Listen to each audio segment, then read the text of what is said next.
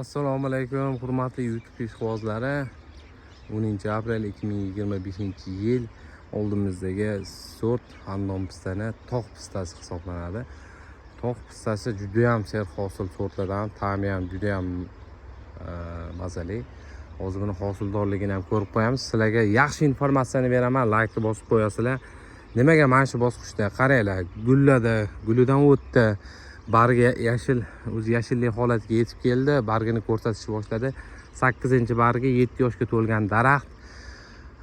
Bunga qilinadigan agrotexnikani sizlarga aytib o'taman va shu agrotexnikani yozib o'zinglar uchun saqlab qo'yasizlar. Ya'ni sug'orilmaydi. Gullab tariq bosqichidan o'tgunicha sug'orilmaydi. Sug'orishingiz kerak bo'lgan mavsum hozir mana shu holatda mana ko'rib olaylik. Mana barglari juda ham yaxshi, haligi o'g'itlarni, kuzgi o'g'itlarni yaxshi o'zlashtirgan. Mana hosildorlikni ko'rsatib qo'yasizlarga. O'ta yuqori darajadagi hosildorlik. Xo'p, o'zi tariq bosqichida, bu bosqichda nima qilamiz? Mana tariqda mevalari tariq holatiga kelgan.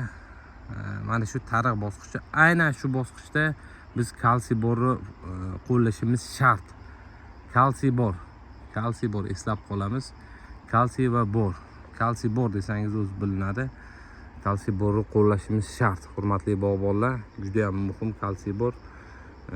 Agar siz kalsiy borni qo'llamasangiz, bu mevasini ushlab qolish qiyin bo'ladi. Etap-etap kalsiy bor qo'llashingiz shart. Kalsiy bordan keyin o'ylab ko'ramiz nima sepishi. Oldingi suspenziyalarimizni qabul qilgan inshaalloh. Xudo xolasa natijalarni bir 20 kunda 25-aprelga biz bergan suspenziyalar natijasini ko'ramiz inshaalloh, Alloh nasib qilsa.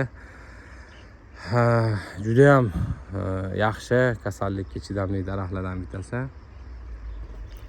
Xo'p, kalsiy borni beramiz. Xo'p, no'xat shakliga yetib kelganda, no'xatday bo'lganda sug'oramiz. Sug'orish juda ham muhim. Mana taglarini tozalatib tashladik. O'zi bog'i tagini top-toza qildik. Yashil o'g'itlar chiqyapti. Biz buni no'xatday bo'lganda bu joyi tezer qildiramiz va sug'orishimiz mumkin bo'lgan har doimgi texnologiya, o'zimni texnologiya ham daraxt tanasidan 1 metr uzoqlikda 1.20, hop, taxminan shu atroflarga qo'yaman. Bu 1.20 ga to'g'ri keladi. Shu yerda mana daraxt shoxi bor. Demak, ildizda bemalol buni nami shu yerga yetib kela oladi. Ya'ni bo'g'ziga yaqin kuchli nam kelmaydi va kultivatsiya chopuqlarda biz doimiy namni qochirib turamiz pistadan va sug'organimizda nima qo'shib sug'oramiz. Telegramda yopiq kanalimda bu haqida to'liq ma'lumot bor. Yopiq kanalga a'zo bo'lasizlar inshaalloh. Pastda silka qoldiraman, yopiq kanal silkasini. Kanalimiz pulli. Telegramdan o'tib yozsanglar, men Telegram silkasini qoldirdim, o'tib yozsanglar, albatta to'lovdan keyin qo'shamiz. Juda ham muhim ma'lumotlar chiqyapti inshaalloh. Sizlar uchun foydali bo'ladi. Qanaqadir kasallik, hasharotlarga sepishga shoshilmanglar.